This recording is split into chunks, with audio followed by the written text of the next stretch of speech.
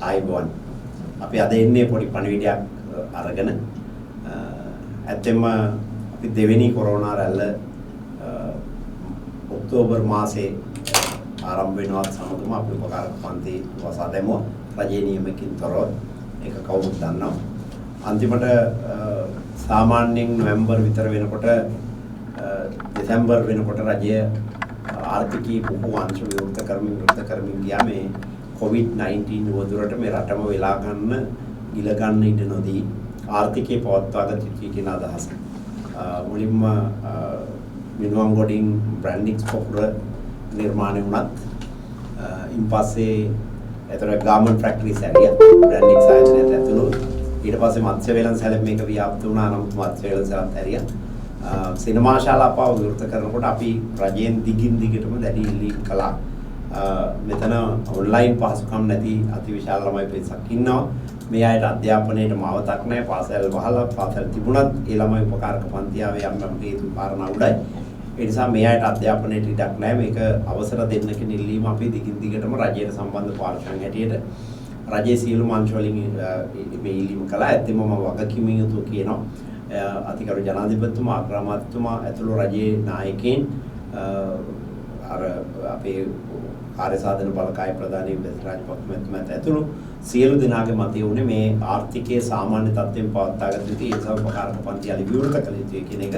නමුත් ඇත්තටම අවසර නොදෙන්න සෞඛ්‍ය අංශ වලින් මොකද මේ කොවිඩ් තත්ත්වයේ තුල මේ නීතියක් තියෙනවා. නිරෝධායන නීති මේක නීති ක්‍රියාත්මක කිරීමේ සම්පූර්ණ බලය තියෙන සෞඛ්‍ය සේවා අධ්‍යක්ෂ ජනරාල්වරයාට ඒ නිසා සෞඛ්‍ය සේවා අධ්‍යක්ෂ ජනරාල්වරයාගේ නිර්දේශයකින් තොරව කිසිදු අංශයක් විවෘත කිරීමේ හැකියාව රජයට තිබුණ නැහැ දැනටත් නැහැ ඒ නිසා ඇත්තටම රජය නෙවෙයි මේක මෙතකල් අනුමත නොකර තිබුණේ අදටත් බස්නාහිර පළාතේ ඕලෙවල් හැරණිකුත් මම මේ පණිවිඩය කියන අද දවස් වෙනකොටත් ඕලෙවල් විතරයි බස්නාහිර පළාතේ පන්ති ක්‍රියාත්මක වෙන්නේ අනික සියලු පාසල් වසා දමලා රජයට අවශ්‍යතාවය තියෙනවා අධ්‍යාපන අමාත්‍යාංශයට අවශ්‍යතාවය තියෙනවා මේක අරින්න. නමුත් සෞඛ්‍ය අංශ මේ නිර්දේශය දෙන්නේ නැහැ. ඉතින් සෞඛ්‍ය අංශ වල නිර්දේශ මත තමයි රජයේ දේශපාලන තීන්දුව ගන්නෙ නැහැ මේ කොවිඩ් ව්‍යසනය හමුවේ. ඒ නිසා ඒක අවබෝධයෙන් තේරුම් ගන්න. නමුත් කෙසේ වුවත් දැන් සෞඛ්‍ය අංශ අනුමැතිය දීලා තියෙනවා. 100ක උපරිමයකට යටත් එක් පන්තියක යලි උපකාරක පන්ති ආරම්භ කිරීම. ඉතින් අපේ සාමාන්‍ය පන්ති එක බලනකොට ඔයාලා දන්නවා ළමයි 100 කියන්නේ අපිට බොහොම පොඩි ගාණක්. ඒ නිසා දැන් අපි ලොකු අර්බුදයකටපත් වුණා භෞතික පන්තිය කොහොමද 100කින් පවත්වාගෙන යන්නේ කියලා. ඒතර ඒ නිසා දැන් අපි විකල්ප ක්‍රමපිළිවෙත් හොයනවා. ඒ නිසා අපි මුලින්ම තීන්දුවක් ගත්තා ඔන්ලයින් පහසුකම තියෙන ඔන්ලයින් පන්තියට දැනට සහභාගී වෙන අය මේ භෞතික පන්තියට නැත්නම් ෆිසිකල් පන්තියට සහභාගී නොවි ඉන්න කියන ඉල්ලීම දරුවන්ගෙන් කරන්න. ඒ නිසා මම මුලින්ම ඉල්ලීමක් කරනවා ඔන්ලයින් පහසුකම තියෙන මේක පාවිච්චි කිරීමේ හැකියාව තියෙන දරුවෝ මේ ඔන්ලයින් පන්තියේ දිගටම ඉන්න. හැබැයි ඔන්ලයින් පන්තියට සහභාගී වුණත් සමහර ළමයි ගස් උඩ නැගලා වෙනම හට් හදාන ඒවට නැගලා සිග්නල් නැහැ. අමාරුවෙන් මේක පාවිච්චි කරන අය ඉන්නවා. ඒක අපට නොතේරෙනවා නෙමෙයි ඒක තේරෙනවා. ඒ වගේම පරිගණකයක් නැහැ. පුංචි ටෙලිෆෝන් එකක් දිහා බලාගෙන පැය ගණන් ඉඳලා දුක් විඳින දරුවෝ පිරිසක් ඉන්නවා. මේක අපට කිසිසේත්ම නොතේරෙන දෙයක් නෙමෙයි තේරෙනවා.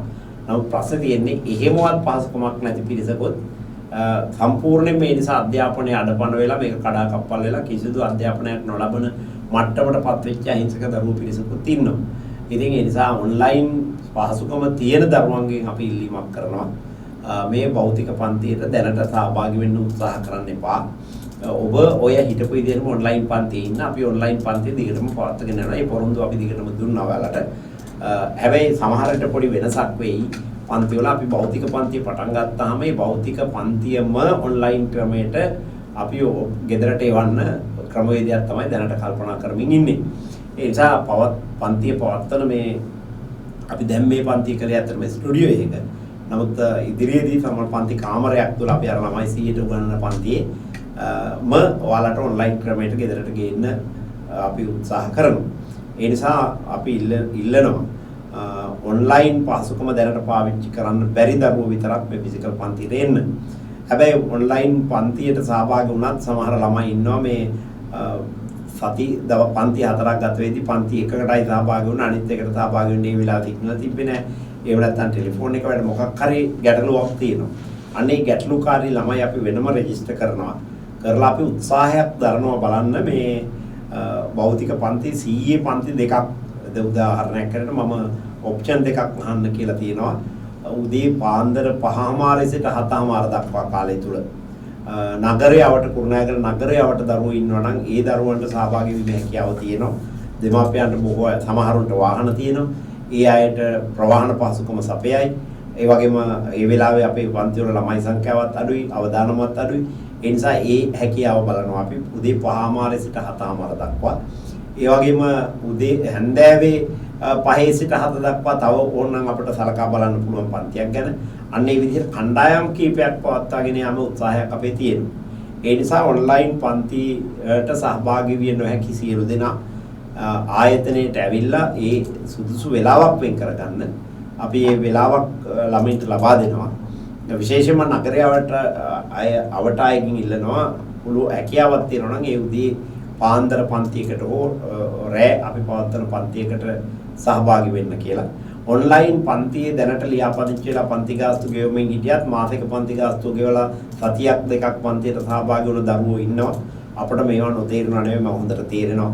ඒ නිසා ඒ අයත් පොඩ්ඩක් බලන්න අර වෙන කාලසටහනක හරි සාමාන්‍ය කාලසටහනින් බැහැරව මේ හැකියාවක් තියනවද කියලා. ඒ කෙසේ හෝ ආයතනයට ඇවිල්ලා මේ තොරතුරු දෙන්න ඔයාලා අපි යම් ක්‍රමවේදයක් මේකට සකස් කරනවා. ඒ නිසා ඒ ක්‍රමවේදය තුළ ඔයාලට මේ ඔන්ලයින් පන්තියේදී අපිට මේ විස්තරේ කියන්න බෑ. මොකද ඔන්ලයින් පන්තිය සමහරවිට අපි පන්තිය කරන වෙලාවයි ළමයාට ඒ පන්තිය අහන්න ලැබෙන වෙලාවයි අතරේ කාලපරතරයක් තියෙනවා. ඒ නිසා අපි වෙනම වීඩියෝ එක මේ ඔයාලා ඉස්සරහට ආවේ. ඒ හින්දා අපි ඇත්තටම ආයතනයක් හැටියට වගකිව යුතු ආයතනයක් ඔයාලා දන්නවා. ලංකාවේ හොඳම ප්‍රතිඵල බිහි කරපු ආයතනය. අපි මේකෙන් මිදෙන්න කැමති නෑ. ඒ නිසා අපි බොහෝ දුෂ්කරතා මැදනේ. හැබැයි මේ මිදෙන්න කැමති නැති වුණත් අපි දන්නවා ඔන්ලයින් පන්තියක ළමයෙකුට ගත කළ හැකි උපරිම කාලයක් තියෙනවා. සෞඛ්‍ය අංශ වලින් ඒක නිර්දේශ කරලා තියෙනවා. උපරිම පැය දෙකකට වඩා පන්තිය කරන්න එපා කියලා මේ නිර්දේශ ඇතුලේ තියෙනවා. වායු සමනය කළ දේශන ශාලාවක පැයකට වඩා කරන්න එපා කියලා නිර්දේශ තියෙනවා. ඒ නිර්දේශ තියෙන්නේ මේ ඔන්ලයින් මේ තිරයක් දිහා බලාගෙන නැත්නම් ටෙලිෆෝන් එකක් දිහා බලාගෙන ඉන්නකොට අධික වෙලාවක් ඉන්නකොට ඒකෙන් වෙන සයිඩ් ඉෆෙක්ට් එන්න පුළුවන්. ඒ නිසා අපි මේ දෙපැත්තම බැලන්ස් කරගෙන එකයි වෙනදා කරපු කොහොම දේවල් අපිට කරන්න බැරි වෙයි. නමුත් අපි යම් ප්‍රමාණයකට මේක බැලන්ස් කළා. දැන් මම දන්නා සමහර පොන්ඩෙක්ෂන පන්ති පැය 10 තියෙන ඔන්ලයින් එක කිසිසේත් නොකළ යුතු දෙයක් හැටියට තමයි අපි අඳුරගෙන තියෙන්නේ. මේක ළමයින්ට වෙන දැනට නොදැනුණත් පසු කාලේ ඉන්න ළමයින්ට සමහරට යම් අවාසිදායක ලෙස මේක බලපාන්න පුළුවන්. ඒ හින්දා අපි ප්‍රාර්ථනා කරන කැම ඉක්මනින් සෑම ළමයෙකුටම භෞතික පන්තිට එන්න අවස්ථාව ලැබේවා කියලා. ඉතින් හෙට වෙනකොට අද මම මේ වීඩියෝ එක කරන ජනවාරි 28 වෙනිදා අද දවල් 11 වෙනකොට මේ ඉන්ජෙක්ෂන් එකේ යම් ප්‍රමාණයක් ලංකාවට එනවා. ඒතර ඒක ඉතුරු ටික පෙබරවාරි මාසයේ ඇතුළත ගෙනා ගත්තොත් අපිට ලංකාව කුඩා රටක් නිසා හා යම් ආකාරයක වෙන රටවලට සාපේක්ෂව මේකේ පාලනයක් තියෙන නිසා අපිට මේ ප්‍රශ්නේ විසඳ ගන්න හැකියාව ලැබෙයි. ඒ නිසා අපි එතෙක් දෙන අවවාදය තමයි ඔන්ලයින් පන්තියට සහභාගී වුණ ළමයා දිගටම ඔන්ලයින් පන්තියේ ඉන්න. ඒ වගේම භෞතික පන්තියට සීමිත පිරිසක් බඳව ගන්නවා. අපි කණ්ඩායම් දෙකක් හෝ තුනක් ගෙනියන්න බලාපොරොත්තුවක් තියෙනවා. හැබැයි ඇවිත් ඒ සඳහා ලියාපදිංචියක් වීම අවශ්‍යයි. ඒ ලියාපදිංචිය වෙන්න අපි ඊට පස්සේ දැනුම් දුන්නාම තමයි පන්තියට එන්න ඕන. කෙසේ වුණත් අපි පෙබරවාරි 1 වෙනි සතියන්තයේ ඉඳලා භෞතික පන්තියේ සීමිත සංඛ්‍යාවක් වෙනුවෙන් හෝ පවත්වාගෙන යාමේ උත්සාහයක නිරත වෙලා ඉන්නවා. ඉතින් ඒතෙක් ඔන්ලයින් අය සුපුරුදු විදිහට ඔන්ලයින් පන්තියෙම ඉන්න අනිත් අය ඔන්ලයින් පහසුකම නැති අය විතරක් ඇවිල්ලා ලියාපදිංචි වෙලා භෞතික පන්තියට සහභාගී වීමේ උත්සාහයක් දරන්න අපි යම් වැඩ පිළිවෙලක් හදලා දෙන්නම්. සීමිත පිරිසක් තමයි කෙසේ හෝ ගන්න පුළුවන්. ඒතර කණ්ඩායම් දෙකක් අපි පවත්වාගෙන ගියත් උපරිම 200යි අපිට ගන්න පුළුවන්. ඒ නිසා ඒකත් බලන්න. පාන්දර වගේ පන්තියක් පටන් ගත්තොත් අපිට හැකියාව ලැබෙයි යම් තව 100ක් මේකට බඳව ගන්න. කෙසේ හෝ අපි මේ අතරෙත් උත්සාහ දරමින් ඉන්නවා මේ 100 200 දක්වා ගෙනියන්න. ඒ වගේම හැබැයි පන්තියට එනකොට ඔයාලා අනිවාර්යයෙන්ම පිළිපැදිය යුතු නීති ටිකක් තියෙනවා. ඒ නීති කොට එකක් තමයි අනිවාර්යයෙන්ම මුඛාවරණ පැළඳගෙන එන්න ඕන. ආයතනයේ සියලු දේවල් අත්සෝදන්න අවශ්‍ය උපකරණ ජල පහසුකම් සපයලා තියෙනවා. අත්සෝදගෙන එන්න ඕන. පොඩි සැනිටයිසර් බෝතලයක් ළඟ තියාගන්න. හැම විටම ඒකෙන් අත් පිරිසිදු කරන්න. කිසි වෙලාවක මූණ අල්ලන්න යන්න එපා. ආහාර ගන්න වෙලාවේ හැර අනික හැම වෙලාවකම මේ මුඛාවරණ දාගෙන ඉන්න ඕනේ. මේක අපහසු තමයි. නමුත් අපිට සිද්ධ වෙනවා මේ තියෙන තත්ත්වයට. මොකද කලින් කොරෝනා රැල්ල අපිට එනකොට කුරුණෑගල දිස්ත්‍රික්ක කමිටුවේ දෙන්නයි දැනට 1000 පැනලා මේ ආසාදිත පිරිසක් කුරුණෑගල දිස්ත්‍රික්ක පුරා ඉන්නවා. ඒ නිසා මේක දැන් බෝවීමේ යම් ඉඩක් තියෙනවා. අපට අනිවාර්යයෙන්ම සෞඛ්‍ය පිළිපදින්න වෙනවා.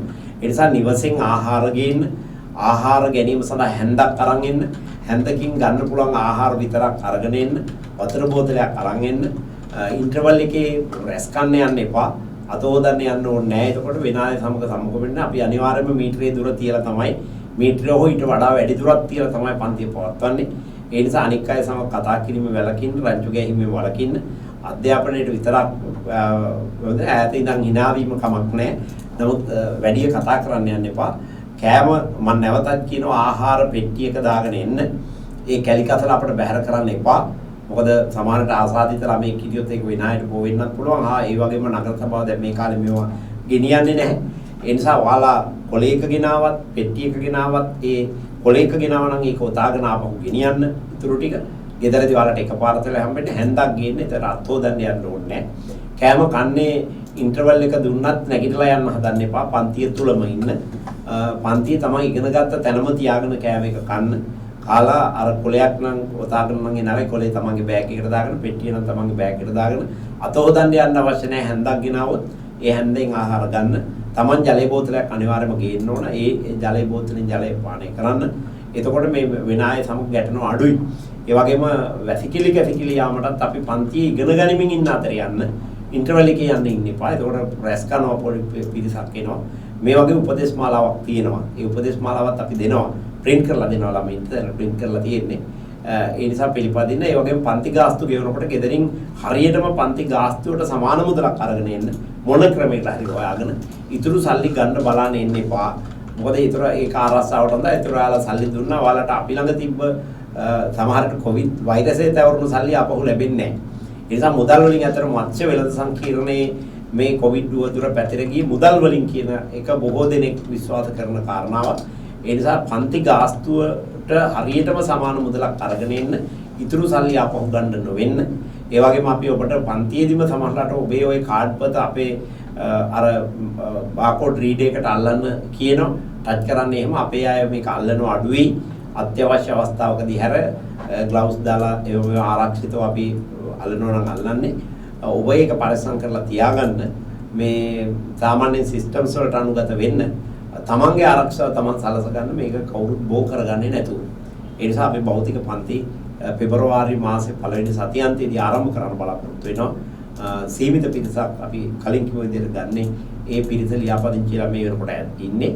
ඒ ලියාපදිංචි වලට විතරක් මේ පන්ති පවත්වන ඔන්ලයින් පන්ති. ඒ පන්තියම අපි නිවසට එවනවා තාක්ෂණය ඔස්සේ. ඒ නිසා කෙසේ හරි අපේ අවවාදය තමයි අධ්‍යාපන කටයුතු නවත්තන්න එපා. කොහොමවත් මාස කිහිපයක් අද මේ කොවිඩ් වදුර සමහන් වෙලා යයි කියන විශ්වාසය අපිට තියෙනවා.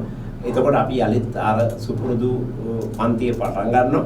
එතෙක් හැබැයි අපිට කවදද කියන්න බැරි නිසා අධ්‍යාපන කටයුතු නතර මේ වෙනකොටත් අපි මාස 9ක් විතර වසදමලා තියෙන්නේ. ඒ නිසා මාස 9ක කාලය අපිට අල්ලන්න බෑ. මොන ක්‍රමයකටවත් අපි මේ භෞතික පන්ති පටන් ගන්න ආයතත් පහුගිය කොටස් කරන්නේ කොහොමද කියන එක ගැන ක්‍රමවේදයක් කියා දෙනවා. අපි ඒවා පන්තියත් පැහැදිලි කරන්නම්. දැනට මගේ අවවාදය තමයි අධ්‍යාපන කටයුතු නවත්තන්න එපා. විශ්වවිද්‍යාල ඉලක්කය නවත්ත ගන්න එපා. ඔබ කවදා විශ්වවිද්‍යාලයේ ගිහින් උපාධිධාරියෙක් විය යුතුයි කියන මතය තුළ අපි ඉන්නවා. අපි අර තරසවි දොරනොවේ කියන තේමාව එලෙසින්ම තියාගෙන ඉන්නවා. අපි ඒ කිසි වෙනසක් කරලා නැහැ. අපි ආයතනයත් කොවිඩ් වතුර නැති වෙච්ච ගමන් යලි පොඩක් දැන් නිකන් පරණ ගතියක් ඇවිල්ලා තියෙනවා. මේ පාවිච්චි නොකිරීම නිසා ඒවා ඔක්කොම ඉවත් කරලා යලි ස්ථාවර තත්ත්වයටපත් වුණාම හැබැයි ආයතනය ආදායම් උපයන තත්ත්වයටපත් වුණාම අපි යලි වියදම් කරලා ආයෝජනය කරලා මේ ආයතනය අප්ග්‍රේඩ් නැත්නම් උසස් තත්ත්වයට ගෙනීමක් කරනවා. එතෙක් ඉවසීමෙන් තමන්ගේ අධ්‍යාපන කටයුතු දිගටම කරගෙන යන්න කියන ඉල්ලීම කරනවා. හැමදෙනාටම තෙරුවන් සරණයි. දෙවි පිහිටයි. ආයුබෝවන් වාසනාව.